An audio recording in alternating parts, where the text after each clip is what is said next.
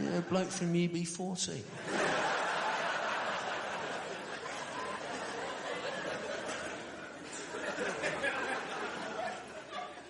What's Tanita Tickerham doing in the gents?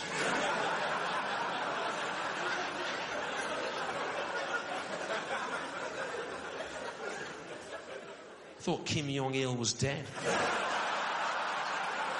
Impossible.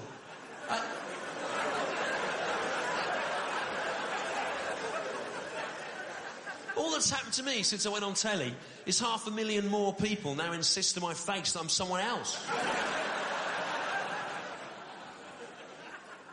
We're out here this afternoon in the square in Sheffield getting all these carpets in. And,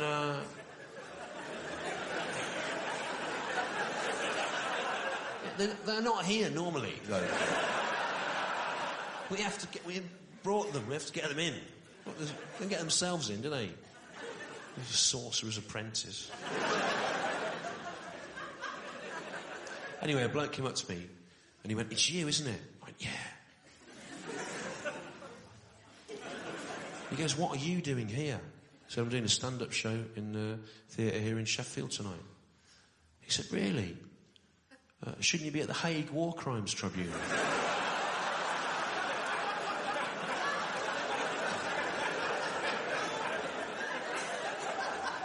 Thought I was General Ratko Mladić.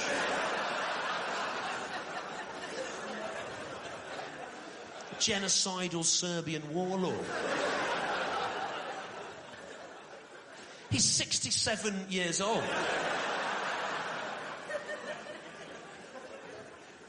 It's an impossible situation, because he's got to me, "It's you, isn't it?" I've gone, "Yeah." He thinks that the only dignified way out of it is to allow him to continue to think I am General Ratko Mladić. He said, "Shouldn't you be at the Hague War Crimes Tribunal?" I went, "Oh, no, you know. The woman out there, she did the forming wrong. She wrote over the line. She went, oh, God, it'd take ages to do all this again. You can go off, you know."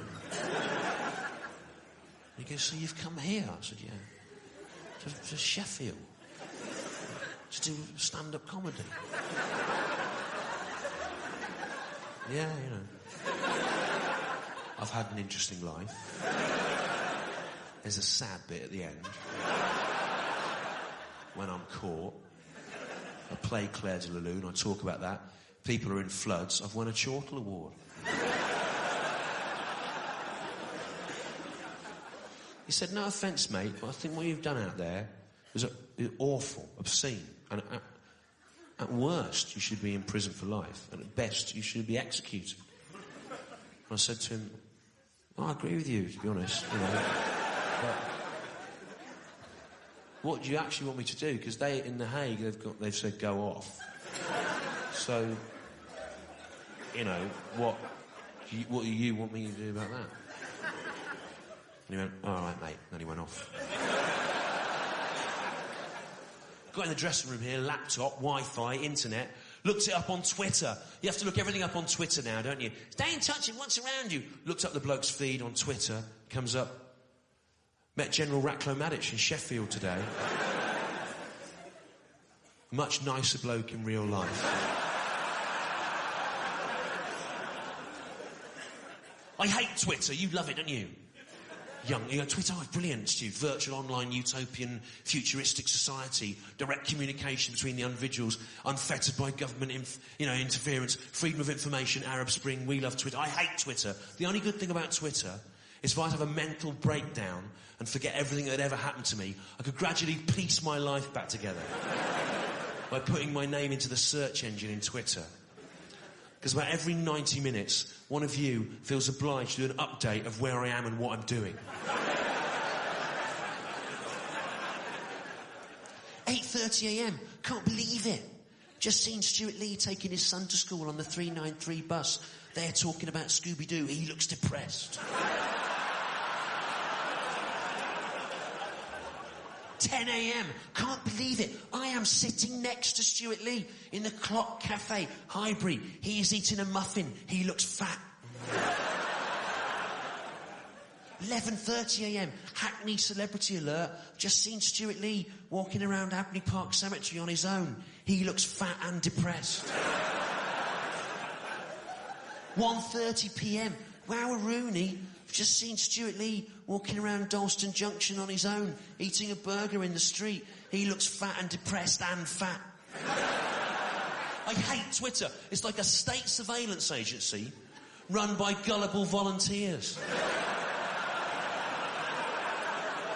It's a Stasi for the Angry Birds generation.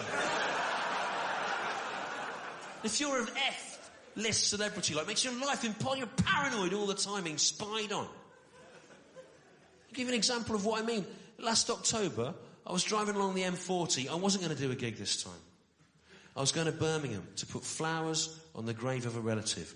And I stopped at the Chatvl services. I went in the Waitrose florist there. I got a big bunch of flowers. And on the way out, the woman on the perfume concession stand caught my eye. And she said to me, "Perfume, sir, to go with the flowers for the lady." And I went, they're for someone's grave. And she went, "Oh." And the other woman went, "Oh, no." And then there was all people standing around going, "Oh, look at what's happened, oh."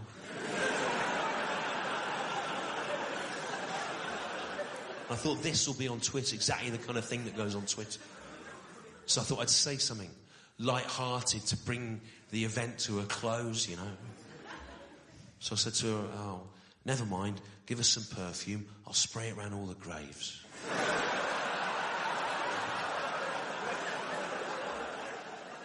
Got home, looked it up on Twitter. You have to look everything up on Twitter now, don't you? Stay in touch with what's around you.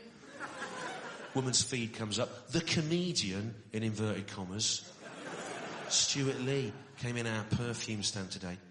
He is even less funny in real life.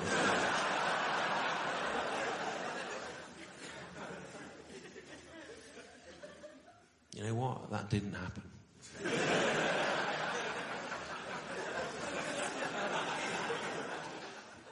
It sort of happened a bit.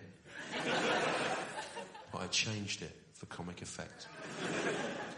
Because what really happened is just bleak.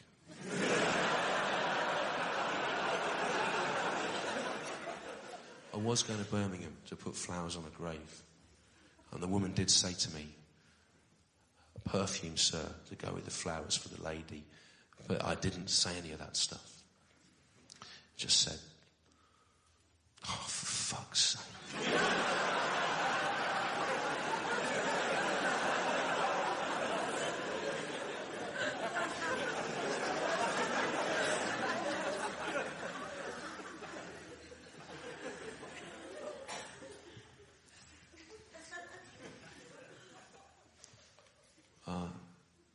Excuse me? Yeah, in your job, I'm not threatening you, I'm just saying.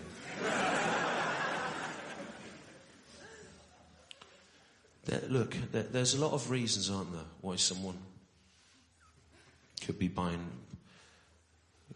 flowers. And I know that you...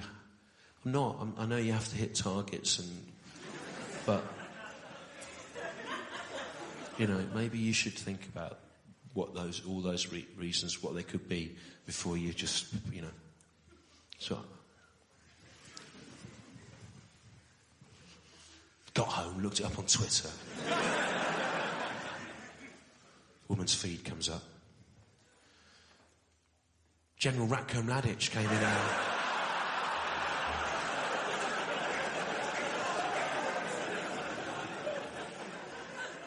He's even more grumpy in real life.